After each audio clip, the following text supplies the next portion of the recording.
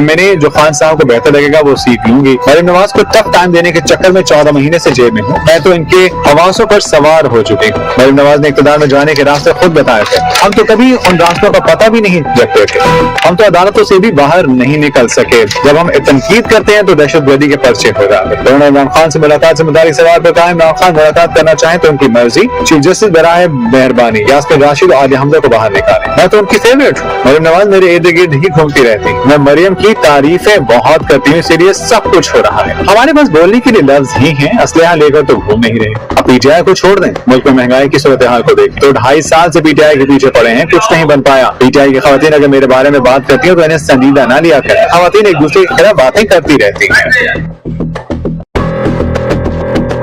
Digital دہشت گردی کے سوال پر صنم جاوید کا دلچسپ جواب سامنے آ گیا۔ پی ٹی آئی سپورٹر نے خود کو لیڈر بنانے پر مریم نواز اور ان کی ٹیم کا شکریہ بھی ادا کیا اور تنقید کے خوب نشتر بھی برسائے۔ ڈسٹرکٹ اینڈ سیشن کورٹ اسلام آباد میں پیشی کے موقع پر یوٹیوبر اور صحافیوں نے صنم جاوید کو گھیر دیا، انہوں نے توپوں کا رخ مریم نواز کی طرف رکھا، بولی کہ مریم نواز ہمیشہ سے ججز پر تنقید کرتی رہی ہیں، بیسٹر مرضی کے مطابق نہ آ رہی ہوں تو ہر کوئی ججز پر تنقید کرنا شروع کر دیتا ہے، جن کو نہیں بھی کرنی چاہیے وہ بھی کر رہی ہیں، پھر کہتے ہیں ہر معاملہ سیاسی کر دیا گیا۔ جب ہر معاملے میں سیاست لائیں گے تو سیاسی تو ہوگا۔ صنم جاوید خان نے کہا میں چاہتی تھی کہ جب کبھی موقع ملے تو مریم نواز کا خاص شکریہ ادا کروں، میری بار بار گرفتاریوں کے مشورے دینے والوں کا بھی شکریہ، آپ کے چکر میں میں لیڈر بن گئی، ایم پی اے یا ایم این اے جو خان صاحب کو بہتر لگے گا وہ سیکھ لوں گی۔ مریم نواز کو ٹف ٹائم دینے کے چکر میں 14 مہینے سے جیل میں ہوں، میں تو ان کے حواسوں پر سوار ہو چکی ہوں۔ مریم نواز نے اقتدار میں جانے کے راستے خود بتائے تھے، ہم تو کبھی ان راستوں کا پتہ بھی